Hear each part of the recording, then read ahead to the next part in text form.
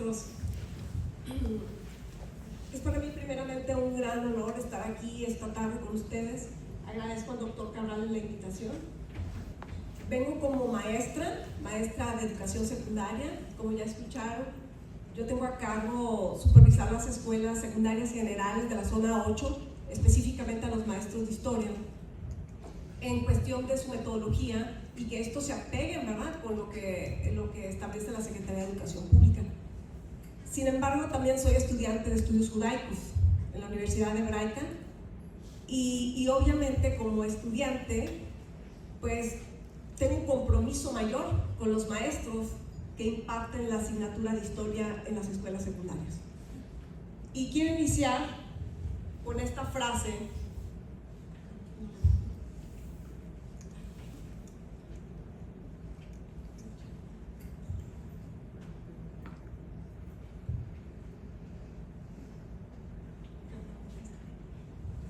Pasó una vez, no debería haber pasado nunca, pero pasó. No debe ocurrir de nuevo, pero podría. Por ese motivo, la educación sobre el Holocausto es fundamental. Estas palabras las pronunció Göran Persson, quien fuera primer ministro sueco en el Foro Internacional de Estocolmo sobre el Holocausto en 40 naciones del mundo, para ver cómo debía tratarse este tema a nivel mundial, cómo debían abordarlo los gobiernos, las escuelas, las universidades. Ya lo cuenta el doctor. En Tamaulipas se recuerdan otras fechas, pero no hay un compromiso como tal para memorar las víctimas del Holocausto. Y esto es una política mundial. Para eso también hay organismos, y quiero hablar de ello. Porque quiero que observen esto. No sé si ustedes les dice algo estos bloques de concreto. ¿Alguien sabe qué significa? Bueno, estos bloques de concreto justamente es un monumento a los judíos muertos en Europa, se encuentra en Berlín. Y quiero decirle que estos bloques, para construir este monumento, que aparentemente, si lo vemos a simple vista, no le diéramos significado alguno, representa justamente lo que Alemania, es una manera del gobierno alemán de ver cómo podía mostrar o restituir de alguna manera, ¿sí?, ese capítulo, el más oscuro de la historia de Alemania. Fíjense bien, para los alemanes este capítulo es el más oscuro de su historia, del cual ellos se avergüenzan. Y pasamos a la siguiente. Quiero que vean la siguiente. Ven a la chica tomándose una foto encima de estos bloques de concreto, y por un lado vemos una imagen hecha en inteligencia artificial por Shahar Shafira. Él es un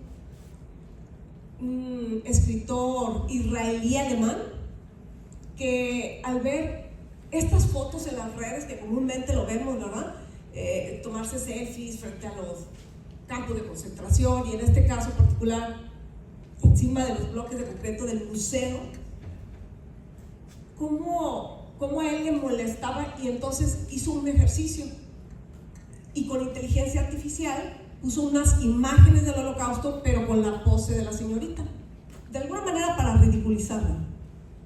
Y esto se difundió, no solamente tiene eso, tiene otras imágenes. ¿Sí me apoya, doctor? Maestra, ¿la primera es original? Sí, la primera es original, son fotos sacadas de las redes sociales. Miren lo que dice la foto. Yoga is connection with everything around us. Y es original, la puso una chica. Sí, es dice, la yoga es la conexión con todo alrededor de nosotros. Pero chequen el número de likes. Es 72. ¿Sí observan los me gusta? Corazoncitos más que cualquiera de nosotros a veces. Y al lado es inteligencia artificial, la foto de al lado. Correcto. En la misma pose de la señorita. Obviamente esto era ofensivo para el escritor, que es israelí alemán, su origen, y esto era una manera de mostrar conciencia. Incluso hay una página, por eso le puse ahí al pie, Holocaust, ¿sí? Viene, obviamente, es una contracción de una vez, ¿sí? Con el Holocausto. Paréntesis, las fotos con inteligencia artificial por disposición legal tienen que tener la leyenda elaborada con inteligencia para identificar, ¿verdad? Y saber, y lo que este debate pudiera generar, porque seguramente generó un gran debate. Totalmente, incluso se generó. Pero la intención es solamente mostrar hasta dónde llega el desconocimiento o la falta de respeto, porque hay quienes sí sabrán lo que representa para los alemanes y para el pueblo judío. La enseñanza de educación secundaria observaba que en los planes de estudio sí se manejan los temas de Primera Guerra Mundial, Segunda Guerra Mundial, pero los alumnos estaban ansiosos. Maestro, ¿cuándo va a llegar el tema de la Segunda Guerra Mundial? Ya quiero el tema de la Segunda Guerra Mundial. Pero les llamaba la atención el aspecto bélico sobre esta temática para agradar a los alumnos, porque los planes o el nuevo programa de educación de la Secretaría establece que se pueden adaptar las clases de acuerdo a los intereses y las necesidades de los estudiantes. Y pues era un interés de los chicos, entonces el maestro atendía ese interés. Y se estaba dejando de lado la parte más importante, la de los derechos humanos. Este grupo, ¿sí? Esta parte de la población que fue aniquilada sistemáticamente. Entonces fue que me dediqué a investigar como estudiante de estudios judaicos sobre cuál era la reglamentación para empatar esas dos partes de mi vida, la parte de maestra y la parte de investigadora en estudios judaicos. Y bien, está una alianza internacional para la memoria del Holocausto y maneja conceptos, porque también tienes que manejar el concepto correcto, porque también ahí hay un debate. Yo le decía al doctor Cabrales que generalmente conocemos este hecho histórico como Holocausto, pero para la comunidad judía es la Shoah, en hebreo, que significa catástrofe. ¿Por qué? Porque también ahí hay un debate. Académicamente, para no entrar en tantas, digamos, discrepancias, el Holocausto se define como fue una persecución y aniquilación sistemática auspiciada por el Estado de los judíos europeos por parte de la Alemania nazi y de sus colaboradores entre 1933 y 1945. Si checamos ahí algunas características de este concepto, vemos que, fíjense, primero hubo una persecución, después una aniquilación sistemática, o sea, bien planeada, con toda una logística, fue auspiciada por el Estado, la Alemania nazi y de sus colaboradores. O sea, estamos acostumbrados a culpar solamente a Hitler como el responsable de esta masacre, de este genocidio. Sin embargo, él no actuó solo. Y de eso tenemos que estar conscientes, que hubo también colaboradores, o sea, hubo gobiernos, hubo instituciones, hubo profesionales, hubo mujeres, hubo una sociedad que se quedó callada, y todos ellos son parte de este genocidio. Ahora bien, pasando a la parte legal, porque sé que estoy también con abogados. Fíjense, la UNESCO es la que maneja el Programa Internacional de Educación sobre el Holocausto y el Genocidio. En el 2014, en América Latina, se canaliza por medio de la Red Latinoamericana de Educación sobre el Holocausto los genocidios de la UNESCO. México forma parte de esa organización, de esa red. Y si se fijan ustedes, esa red separa holocausto y genocidio. Y ahí hay una terminología, porque también debemos saber que después de este hecho histórico se tipifica por primera vez el genocidio a nivel internacional. Entonces aquí hay un punto importante, un tema jurídico, pero lo voy a comentar más adelante. En 1998, chequen las fechas, porque cuántos años transcurrieron de que sucedió esta masacre. Estamos hablando de 1933 a 1945. Yo estoy hablando 2014, 1998, año 2000. La organización participa en la Alianza Internacional para la Memoria del Holocausto. Forman 40 países. México no es miembro. ¿Por qué no es miembro? Porque se requieren hay ciertos requerimientos para formar parte. En América solamente forma parte Argentina, Estados Unidos y Canadá. porque tienes que generar eventos como el que usted está realizando esta mañana, el cual agradezco, pero también las universidades y la misma política educativa de la nación tiene que modificar ciertos planes de estudio. ¿Para qué? Para que forme parte de esa alianza. Entonces México no está, también en gran parte, quiero pensar que es por el capital cultural y económico que representa. Pero también he de decir que México o el gobierno mexicano siempre ha tenido el compromiso de recordar el día 27 de enero. O sea, sí hay un compromiso, pero no forma parte de la alianza, solamente de la red latinoamericana. ¿Bien? ¿Por qué lo menciono? Porque es la Alianza Internacional para la Memoria la que tiene un manual de cómo debemos enseñar en los museos, cómo qué líneas deben de respetar los investigadores y las escuelas.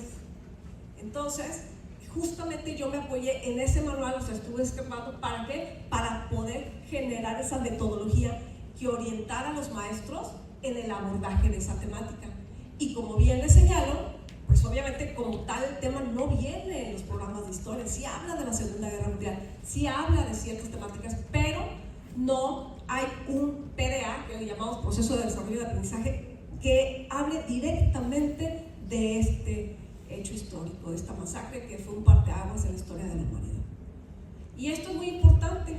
¿Por qué? Porque esta metodología me permitió de alguna manera crear o codiseñar, porque también está permitido por parte de los docentes, pues temas donde pudieran integrar este tipo de temática dentro de la historia. ¿Para qué? Para generar justamente un tema de reflexión. Ustedes saben que el estudiar los derechos humanos es no solamente conocerlo, sino que ver cómo podemos nosotros aplicarlos en nuestro día a día. Y el reconocimiento o el memorar estas fechas nos permite no solamente dar a conocer, sino, como bien lo dijo la maestra de la RU, no, lo dijo el doctor, perdón, dijo, porque hay un día especial, porque tenemos que reflexionar, más allá de conocer, tenemos que reflexionar, si no, queda como un simple hecho que sucedió en la historia contemporánea, por cierto, no fue hace mucho tiempo. Y apenas en este siglo se están creando las instituciones que han tratado de rescatar justamente esos documentos que han tratado de negar lo que sucedió, porque también existe el negacionismo y eso también es una forma de violencia, ¿saben? Cuando olvidamos, también violentamos. Entonces, fíjense, este documento, este organismo emite las recomendaciones, los lineamientos para el tratamiento de este tema desde diversos ámbitos y yo me he enfocado en el educativo. Bien, ¿por qué Shoah y por qué Holocausto? Porque Holocausto es una palabra, un término griego que significa sacrificio. Y aunque en términos académicos es válido utilizar el término, los hebreos prefieren el término de Shoah, que significa catástrofe. ¿Hasta aquí vamos bien? Entonces, para la comunidad judía, estos temas se abordan como la Shoah. ¿Ok? Pero es lo mismo, es válido. Es válido. ¿Por qué la Shoah fue un crimen sin precedentes? Porque hubo una intencionalidad total. Porque fue de carácter industrial y burocrático. Porque hubo uso del Estado moderno, la ciencia, la tecnología y la administración para matar. Tuvo una dimensión ideológica sustentada en el antisemitismo racial y la eugenesia. Fue de escala y alcance continental y tuvo un impacto jurídico. Lo que les comentaba, aquí se tipifica el genocidio y fue lo que permitió el desarrollo de los derechos internacionales, el derecho internacional de los derechos humanos. Entonces tiene también un impacto jurídico, ¿verdad? Por el impacto. Ahora bien, cuando hablamos del holocausto y del genocidio, generalmente decimos, ¿por qué está separado? Si bien es cierto que el holocausto solamente se reconoce a las víctimas específicamente de los judíos, también está el genocidio. Por ejemplo, es otra parte que también se trató de ocultar, que es el genocidio de la población gitana, también en este momento histórico durante la Segunda Guerra Mundial, que fueron la población romaníes y sinti, que poco se habla. Fíjense, hasta 1982, o sea, hace poquito, se reconoció el genocidio. Y tristemente, porque estamos hablando de una gran cantidad de población de personas que se truncaron sus vidas, sus sueños, su cultura, solamente por una ideología, una pseudociencia que en ese entonces se difundía en Alemania, que era el antisemitismo fundamentado, ahorita les explico porque también tiene un origen histórico, y en la ideología de la eugenesia, ¿sí? Donde los alemanes creían, ¿verdad?, que podían tener un control de la raza. Por eso es importante que lo analicemos desde diversas perspectivas, ¿verdad? Fíjense, ¿dónde surge el término antisemitismo? Sí lo voy a abordar, no quería meterme mucho en esto y se lo dije al doctor, pero sí me voy a meter un poquito en esto porque sí tenemos que conocer. Muchas personas odian por odiar sin saber por qué odian. Y ven algo judío y luego van y ponen, o sea, no saben por qué, porque realmente se dejan llevar por las redes y no conocen, no saben ni en qué consiste, por ejemplo, qué es un antijudaísmo, qué es un antisemitismo. Antes de la Edad Antigua y durante la Edad Media hubo un antijudaísmo. O sea, la gente odiaba a los judíos por la cuestión de la fe, ¿sí? Por ser judío, como fe, como religión, ¿sí? Hubo choques durante la Edad. No me voy a meter mucho en eso porque hay toda una historia.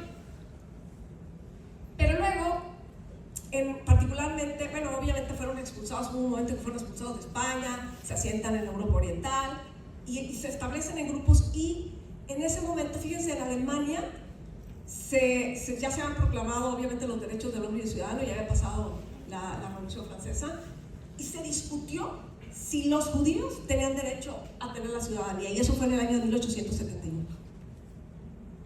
Más adelante, en 1879, sí se les asigna. Ellos estaban emocionados porque ellos querían formar parte de la sociedad, porque ellos vivían en comunidades, en Geilot, les llamaban como comunidades a las afueras de la ciudad. Y ellos querían ser aceptados, querían ser integrados, porque ya tenían su origen ahí en Alemania, pero su origen obviamente era judío. Entonces, cuando sucede esto y ellos son aceptados como ciudadanos, fíjense en qué año estoy hablando, es mucho antes de la guerra, porque este tema del holocausto y el odio hacia los judíos no es propio de la Segunda Guerra Mundial. ¿Qué sucede? Que empiezan ellos, cuando fueron aceptados, ellos estaban muy contentos porque ellos querían formar parte de las instituciones, y fueron los primeros en irse a inscribir a las universidades, estudiar, y como querían ser parte de la sociedad alemana, ¿qué creen? Empezaron a estudiar, aprendieron a hablar el idioma oficial, el alemán, se metieron a estudiar artes y muchos otros temas culturales para formar parte y ser aceptados por parte de la sociedad alemana. Y, ¿qué creen? Empezaron a ocupar y a llenar los espacios de las escuelas y las universidades, y esto molestó a muchos. Y ahí empieza a surgir el odio. Y aquí surge, en 1879, un personaje llamado Wilhelm Marr, un ideólogo. Y fíjense lo que publicó. Publicó un panfleto titulado La victoria del judaísmo sobre el germanismo. Y ahí sostuvo que los judíos dominaban la vida económica, cultural y política, no por religión, sino por raza. ¿Se dan cuenta de esto? Entonces aquí ya no podía ser como había sucedido en la época de la Edad Media, donde muchos judíos, al ser perseguidos, ¿qué hacían? Se convertían al catolicismo o al islam, dependiendo de quién estuviera. Decía que el problema judío era biológico. El bautismo o conversión no cambiaba nada. Y entonces ahí ya entramos a un tema de una pseudociencia, cuando se utiliza el conocimiento paranormal, porque él se apoyó o tergiversó la teoría de Charles Darwin sobre el origen de las especies y la manipula. Y es donde surge por primera vez el término de antisemitismo. Ya no es antijudaísmo. Ese odio, ese rechazo pasó de ser religioso a un odio racial, del cual no podías cambiar. Tú puedes cambiar de religión, pero no puedes cambiar tu ideología.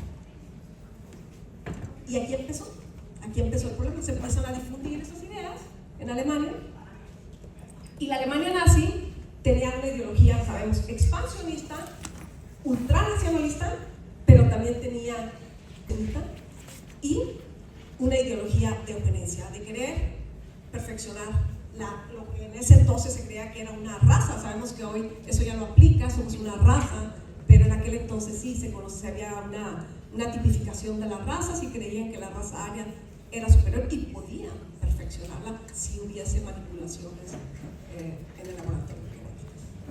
¿Hasta aquí vamos bien? Bien. Dígame si los aburro, porque pues es que luego, como a mí me gusta mucho esto, luego me emociono, ya mis compañeras ya las tengo cansadas de los temas. Pero bueno, posteriormente ya saben, sucedió, fíjense, el Tratado de Versalles, ya sabemos, 1919, quedan con un sentimiento de frustración, obviamente, los alemanes, se pone fin a la guerra. Y el Holocausto fue hasta 1933 a 1945, todavía antes de la guerra, porque la Segunda Guerra Mundial fue hasta 1939. Pero previo a ello, fíjense cómo se reúnen y se proclaman las leyes de Nuremberg. Eso fue en 1935, no había empezado la guerra. Y aquí en esta reunión, pues obviamente se ocuparon abogados. Ahí redactaron leyes donde excluían a los judíos de todos los ámbitos de la vida humana. O sea, se legalizó una ley. ¿Sí se dan cuenta cuántas violatorias? Y obviamente antes de ello, porque estamos hablando que el periodo del Holocausto inició desde 1933, ¿por qué antes de las leyes de Nuremberg? Porque la violencia se empezó a normalizar. Las ideas antisemitas se empezaron el odio antisemita, se empezó a difundir en todos los grupos y empezaron a rechazarlos, a ver en la escuela, violentarlos. O sea, ¿cómo empezaron? Primero, por una violencia verbal, falta de respeto, se quedaron callados. O sea, fue elevándose el tono de la violencia hasta llegar al punto de irlos excluyendo. Los fueron, fíjense cómo ellos ya, y posteriormente los aíslan, los empiezan a dejar a las afueras. Eso se le llama exclusión. Y ellos fueron víctimas de exclusión. O sea, este proceso fue gradual, jóvenes maestros, fue gradual. Y bien, lo más grave fue cuando se reúnen los altos mandos en 1942 en la conferencia de Wannsee, y ahí es donde le dieron la solución final de la cuestión judía. ¿En qué consistía esta solución final? La aniquilación total del pueblo, de su cultura. No quería que quedara rastro de este pueblo, de que fue poco a poco, y la sociedad fue partícipe. La sociedad, muchos se quedaron callados, muchos fueron partícipes también de ese odio. Hubo profesionistas, hubo doctores, hubo abogados, hubo científicos, enfermeras, sí, médicos, los médicos principalmente, ¿sí? Entonces se vieron involucrados muchos colaboradores para que esto sucediera. Finalmente sabemos que en 1945 se puso fin a la guerra. Sin embargo, a pesar de que se creó, como ya lo comentó el doctor, la Organización de las Naciones Unidas, hoy vemos que, ya lo dijo la doctora, lo acaba de comentar, se está repitiendo. ¿Y saben por qué se repite? Porque la historia es cíclica y se desconoce que fíjense cómo se genera un caldo de cultivo. ¿Qué es lo que generó este lamentable suceso? La combinación de varios elementos. ¿Cuáles? ¿Me ayudan? ¿Me quieren ayudar? ¿Qué elementos se conjugaron para que sucediera esta intolerancia a la diversidad? No solamente de pensamiento, sino también, es que realmente yo lo comento con mis compañeras en mi día a día. La gente ya odia sin saber por qué odian. Y no te quedas solamente con ese odio, muchas veces ni siquiera está fundamentado, sustentado. Ellos creían que los judíos eran una raza inferior que tenía que ser destruida. ¿Por qué? Porque ella no entraba dentro de sus parámetros de la raza ideal. Como los inmigrantes. Y entonces tenían que ser destruidos. Y cuando esa persona con esa ideología, porque Hitler era una persona que era antisemita, antisemitista. Tenía él un odio sobre los judíos, contra los judíos. Y entonces cuando se combinan todos esos elementos, pues sucede lo que ya conocemos, la muerte de 7 millones de personas inocentes, entre ellos artistas. Querían acallar sus voces, querían acallar su arte, querían acallar sus aportes, sus manifestaciones en literatura, en todos los áreas del conocimiento, porque eran personas que no hicieron nada. Solamente, ¿cuál fue su pecado? Ser de una cultura, un pueblo que tenía, porque ellos tratan de conservar sus costumbres, sus tradiciones, pero también las comparten. Son un pueblo muy compartido en ese sentido. Grandes filósofos, grandes ideólogos son de origen judío. Han tenido grandes aportes para la humanidad, pero el resentimiento de unos líderes apoyados por otros. ¿Y qué es lo que hizo? Pues esto que ya conocemos, que es un capítulo muy oscuro en la historia de la humanidad. No quiero yo entrar en decir si fue peor o que otro, porque no se comparan, porque también es restarle un lugar a las víctimas, ¿verdad? Tanto a ellos como a nosotros, que han sido víctimas de muchos genocidios que han sucedido en la historia, ¿verdad? Y en la historia moderna particularmente. Entonces, ¿por qué educar o por qué recordar desde la educación? Porque creemos que la educación en la memoria es un instrumento ético para no volver a repetir. Por eso yo uso el término de la pedagogía de la memoria. Enseñar para recordar. Porque si recordamos, no repetimos. Enseñar para recordar. Recordar para no repetir. Y desde secundaria, desde primaria, los planes de educación básica, obviamente nosotros tenemos que apegarnos también a un perfil de egreso de educación básica, y pues también trabajamos en la cultura de la paz y en la promoción de los derechos humanos. Desde pequeños, con proyectos, tenemos campos formativos, ética, naturaleza y sociedades se llama, y tratamos también de hacer proyectos transversales donde los estudiantes vean en sus múltiples facetas cómo incide cómo un acto de esta naturaleza puede implicar o qué implicaciones tiene en otros campos también del saber. Pero lo importante de estos hechos o de estas fechas de recordarnos es llegar a una reflexión, no solamente conocer lo que sucedió y ver, fueron 6 millones de judíos muertos. No jóvenes, es ver rostros. Por eso, no sé si ya visitaron el Museo de Ana Frank, que está en la exposición aquí en el metro. Pues esa exposición, que es carísima, el Museo de Memoria y Tolerancia, que está en México, lo trae justamente para hacer conciencia. Y a través de una historia que cautiva a muchos niños y jóvenes, que es el libro de Ana Frank, el diario de Ana Frank, de alguna manera ustedes ya no lo ven como, una niña judía. No, hay un nombre, tiene un rostro. Y al traer todo el mobiliario, pues de alguna manera nos permite, y la simulación de la casita, nos permite pues generar una empatía histórica, ¿verdad? Que nos sensibilice como seres humanos para poder comprender un poquito o un más allá de lo que pudieron vivir esas víctimas, que era una niña con 13 años.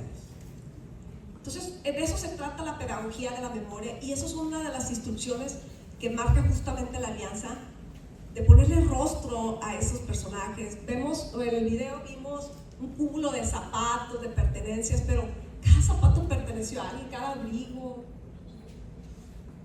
Y cuando nosotros nos adentramos en historias y vemos rostros, o le ponemos rostros, cambian. Y es así como nosotros buscamos transformar y educar en los derechos humanos, en la memoria, porque hay una memoria histórica y hay una memoria colectiva, o sea, hay una memoria como nación, como familia, tenemos una memoria. Como nación tenemos una memoria, pero también como humanidad. Entonces, sí se puede volver a repetir. En este momento, las condiciones, las mencionó la directora, la señora directora. ¿Cuáles son las situaciones que estamos viviendo en el mundo donde se están violentando los derechos de otros y nosotros permanecemos pasivos? O solamente ya con la indiferencia, ya también estamos violentando. La indiferencia al dolor es violencia. Y no me lo dejarán mentir.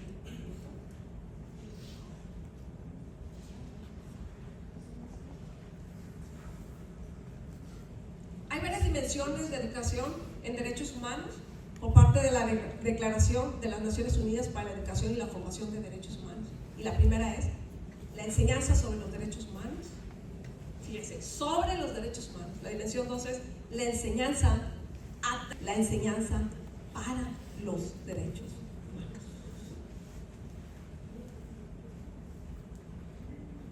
El Holocausto no solo aniquiló millones de vidas, sino también proyectos culturales, voces artísticas y futuros posibles. Por eso debemos educar para recordar, recordar para no repetir.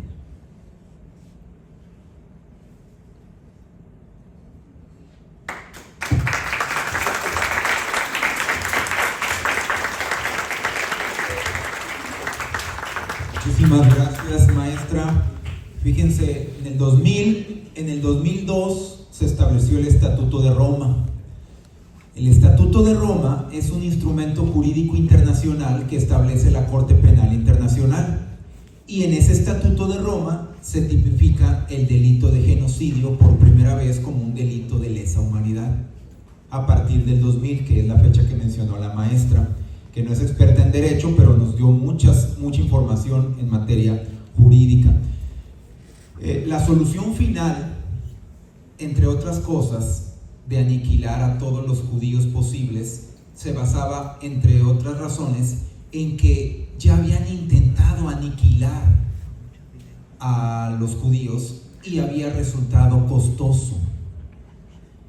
Y entonces pensaron en que si los concentraban a todos en unos hornos, que son espacios con concreto, sin ventanas y sin escape, y insertaban unos químicos concretos con nombre y con concreto, ¿verdad?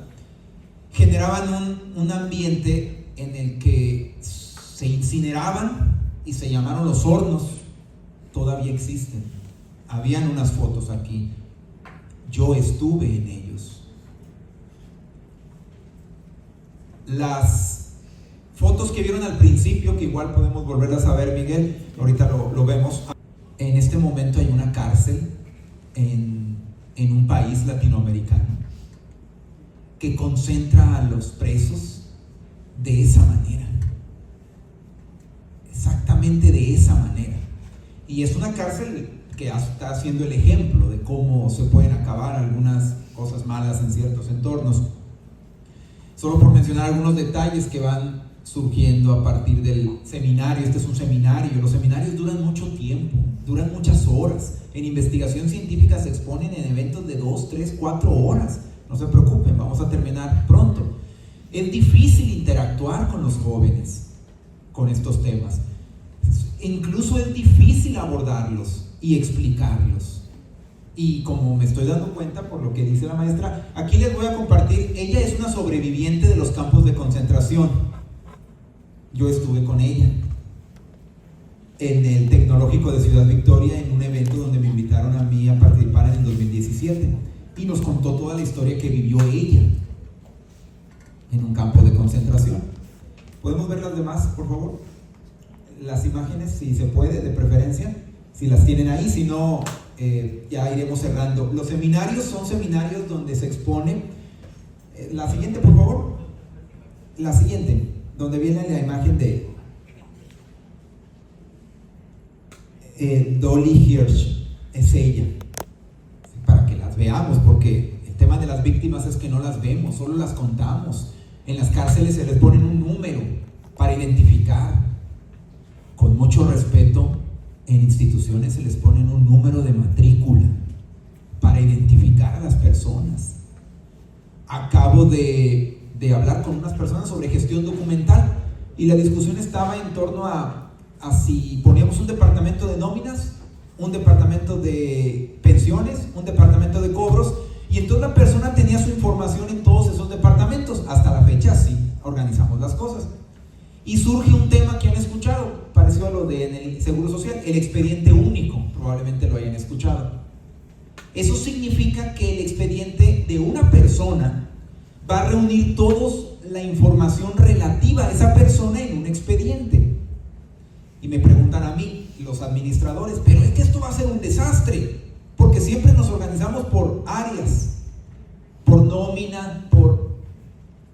¿Qué significa esto? Esto significa que el ser humano en ese momento es un instrumento, es una materia movible, intercambiable. ¿Por qué no mejor organizamos las actividades del ser humano en función de ese ser humano en expediente único? Y me dicen los archivistas y los profesionales de la documentación, esto sería un desastre, porque todo lo que implica en el gobierno, en las universidades, organizar todo en función de una persona o de la persona. Lo mismo en las cárceles, son números. Eso se llama instrumentalizar al ser humano. Immanuel Kant lo teorizó después de la religión sobre el imperativo categórico que deriva de esta importancia. Vamos a ver las demás imágenes y luego pasamos al video. Entonces, en el análisis, yo la verdad le digo a la maestra, la UNESCO tiene una metodología y habla mucho de la educación en derechos humanos. Mi pregunta sería, y yo motivo a que quien esté aquí pregunte algo y comente lo que le ha parecido, si quiere, y si hay oportunidad por los tiempos también, porque los foros se acaban. Las redes sociales seguirán y ahí podemos comentar, ¿verdad? Pero yo le pregunto a la maestra, a las maestras aquí, ¿cómo se le enseña a un niño de 10 años? ¿Qué les enseñaron a ustedes sobre el tema? Primero, ni nos acordamos de la historia universal de la Segunda Guerra Mundial, a veces ni las fechas recordamos. ¿Cómo le enseñas a un niño de 7 años, 8 años, 9 años, 10 años, 11? El Holocausto como tal, ese momento histórico concreto, y los demás también, que los hemos vivido. O sea, ¿cómo enseñas historia de unos momentos concretos que resulta que esos son el ser importante? Si no hubiera habido ese momento, probablemente no atendiéramos a que la persona antes. Pero por ese hecho histórico que fue dado a conocer por un país, ¿han visto la película La vida es bella?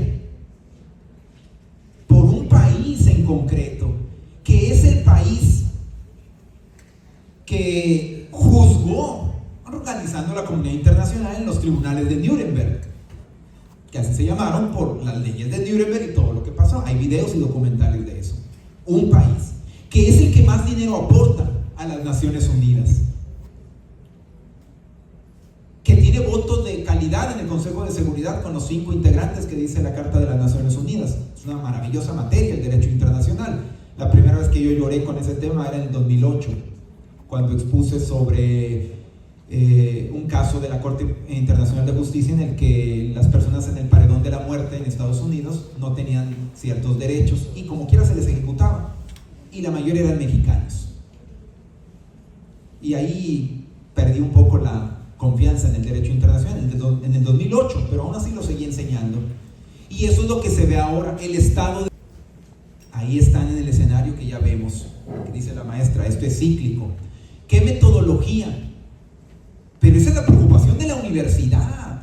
¿Qué le enseñamos y cómo lo enseñamos? ¿Cómo lo abordamos? Si es la primera vez que alguno de ustedes ha escuchado del tema en la universidad, este tema en particular, porque no creo que lo hayan vuelto a escuchar o lo vayan a volver a escuchar, a menos que el próximo año nos podamos ver o puedan ver las redes sociales de la clínica. Y, o sea, es encima un reto, maestra, el destacar este tema y hablar de él y explicarlo. ¿De qué sirven los tribunales y las leyes si las leyes mismas pueden estar mal? Es que lo dice la ley, por eso tenemos que cumplirlo. ¿Y el juez qué hace? Cumple la ley. Los jueces de Nuremberg también cumplían la ley de Nuremberg, porque la ley es democrática. La ley la hizo el partido político que más escaños tenía en el Bundestag y en el Bundesrat alemán, y era el Partido Nacional Socialista. porque tenía la mayoría. Eso es democracia representativa. Hace las leyes, y las leyes de origen, desde el punto de vista ético y moral, estaban mal.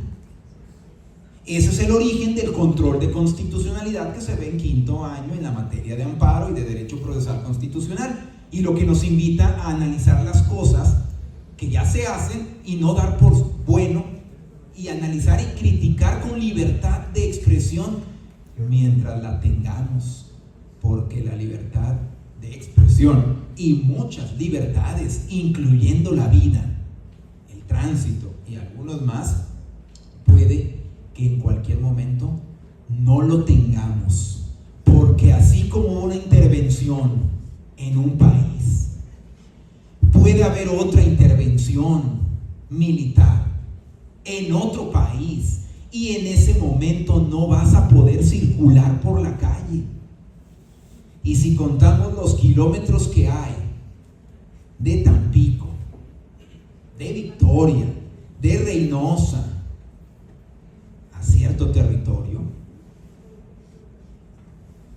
en la velocidad de un avión, de un jet, de un tanque, o sea, a la inteligencia que hay en seguridad, entre otros detalles de realidad brutal. ¿Para qué? Para hacer un poquito de conciencia de lo que tenemos ahora: vida, salud, libertad, posibilidad de aprender, la educación. Ya luego vendrá la acción.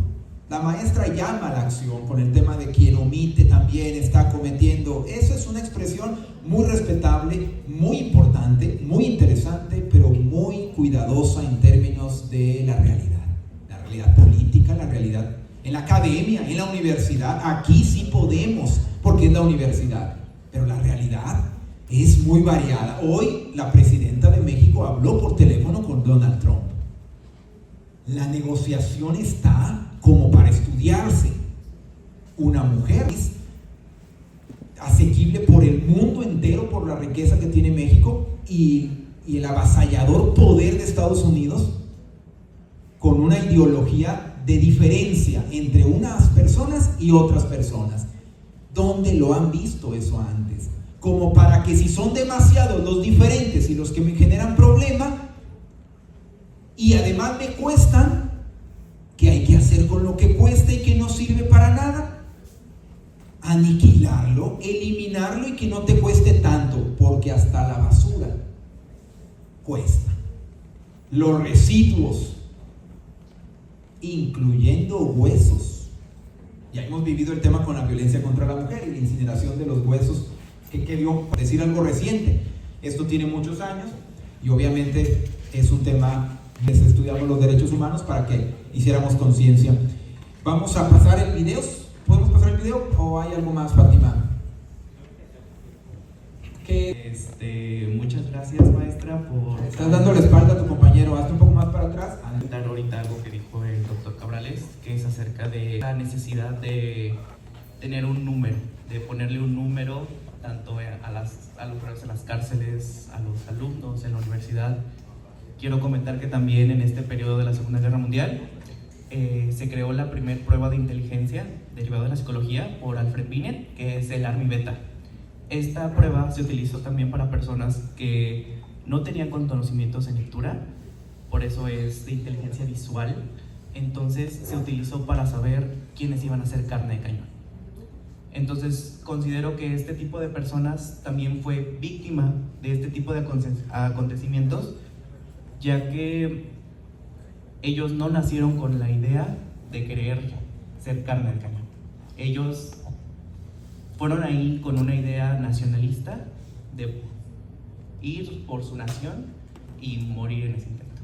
Pero bueno, algo que dijo usted, maestra, me pareció muy interesante, que fue que dijo que la violencia también se ve como el olvido.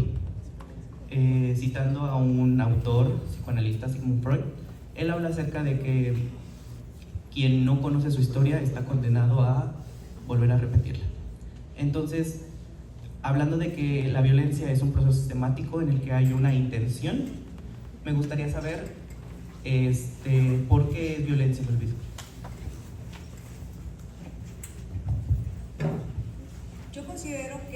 el olvidarse es un tipo de violencia, porque es como que si tú fueses insensible a algo que sucedió, como decir no pasó, es como una especie de negar algo que sucedió. Entonces es una forma de violentar cuando niegas. Por eso es que estos organismos de alguna manera tratan de rescatar todos los documentos para que justamente permanezca viva la memoria de estas personas que murieron. Entonces, pues desde ese sentido, Ok, gracias, maestra. Ahora hay otra cosa que comentaste sobre la carne de cañón. También quiero comentarles que a ellos se les fue inoculando también cierto odio para que ellos también lo normalizaran. ¿Sí me explico? Entonces, de alguna manera, cierta violencia. Pues la ejecutamos y como dijo el doctor, que es ley, pues es ley, es correcto, y no todas las leyes son correctas. Entonces también eso es importante que rescatemos, porque también dentro de las indicaciones nos dicen que hay que tener mucho cuidado en tener también o revivir ciertos estereotipos, ¿no? Uno de ellos es creer que los que ayudaron son héroes. No, tampoco son buenos y excelentes personas, son santos, no, tampoco. Como tampoco creer que todos los que participaron como colaboradores son psicópatas, tampoco lo es. Ellos solamente ejecutaron órdenes, incluso cuidaban la terminología a ampliar, porque no decían vamos a matar o vamos a quemar, no, tenían ciertos tecnicismos para que fuera lo más natural para ellos. O sea, qué perverso. O sea, entonces dices tú, bueno, hubo toda una inoculación sistemática de odio también entre todas estas personas. Entonces yo sí considero que esto es algo particular. Olvidar es una especie de violencia porque es una especie de negar o minimizar algo que sucedió en la historia y que fue un parteaguas en la historia de la humanidad. Claro, maestra, muchas gracias. Muchas gracias. Por la información que nos acaba de aportar, yo la considero demasiado relevante, y mi pregunta para usted va derivado a lo que había comentado mi compañero, que dijo acerca sobre quien no conoce su historia pues está condenado a repetirla, que pues es una frase pesada si la pensamos o la reflexionamos más allá de las palabras, porque yo considero que no nada más es conocer de saber. Por ahí comentaba también el doctor de saber fechas, que a veces ni siquiera sabemos pues qué pasó, cuándo fue, quiénes participaron, quiénes fueron víctimas. Va más allá de eso, siento yo, que es va a la reflexión, a involucrarte 100% en el recordar. Mi pregunta es, ¿cómo podemos hacerlo? ¿Cómo nosotros como sociedad, como alumnos, porque pues en algún momento nosotros tenemos que salir allá afuera sin el apoyo de los demás y pensando propiamente, cómo podemos recordar, cómo podemos brindar a la reflexión? Porque he visto en redes sociales la falta de empatía, también mencionábamos la indiferencia que se vive acerca de fenómenos sociales o acerca de situaciones que se están viviendo alrededor del mundo. Un ejemplo de esto fue cuando la intervención que tuvo Estados Unidos en Venezuela, como en redes sociales llovían comentarios que trataban el asunto muy a la ligera, que pues a nosotros, por ejemplo, en esta parte, no podemos decir cómo se sentían los venezolanos, cómo se sienten y qué es lo que piensan, porque pues nosotros no somos venezolanos, pero el reducir, siento yo, los hechos a palabras nada más, a una simple afirmación de yo creo que está bien y yo creo que se debe de hacer las cosas a esta manera, nos quita mucha parte de empatía, que pues yo creo que también existe, también tiene que ser partícipe en esto de recordar, porque no nada más es conocer o conocer lo teórico, sino es qué voy a hacer con él, qué me aporta. Mi pregunta para ustedes, ¿cómo como generación, cómo podemos hacer para recordar de manera humana? Redes sociales. Y yo inicié con unas fotos de jóvenes que irrespetaban un monumento tan valioso, El dejar de hacer esas acciones ya es ganancia, ¿verdad? Número 1. Pero número 2, lo más grave, no fue lo que ellos hicieron. ¿Vieron los likes? Eso también comunica. Entonces, yo creo que haciendo uso correcto de las redes sociales, el no dar like a comentarios de odio de otros compañeros o de otras personas, eso es una acción, eso es actuar. Pero no solo eso, no compartir o no prestarse a esos discursos de odio, sino crear conciencia. Ahora, aquí hay un punto importante. ¿Qué hacemos muchas veces cuando vemos un mensaje en las redes y no queremos conflictuar? Nos dices, lo ignoro. Pero cuando se trata de los derechos humanos, ¿qué crees? Hay que enfrentar. Hay que alzar la voz. Claro, obviamente con las medidas pertinentes y con el lenguaje adecuado, porque también eso también es la manera de debatir o de confrontar. También eso dice mucho de la otra persona. Se puede tener un debate muy sano o quizá en buenos términos, muy elegante, pero de tal manera que puntualices y delimites esos discursos de odio. Yo creo que sí hay mucho por hacer como jóvenes, igual no recompartir noticias o memes que solamente generan más violencia. Muchas gracias, maestra.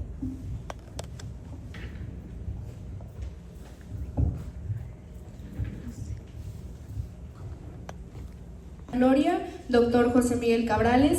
Nuevamente les agradecemos a todos por asistir a este evento, así como al doctor José Miguel Cabrales Lucio y a la maestra Gloria Isela Torres Espiricueto por sus ponencias. Procederemos a la entrega de reconocimiento a cargo del doctor José Miguel Cabrales Lucio.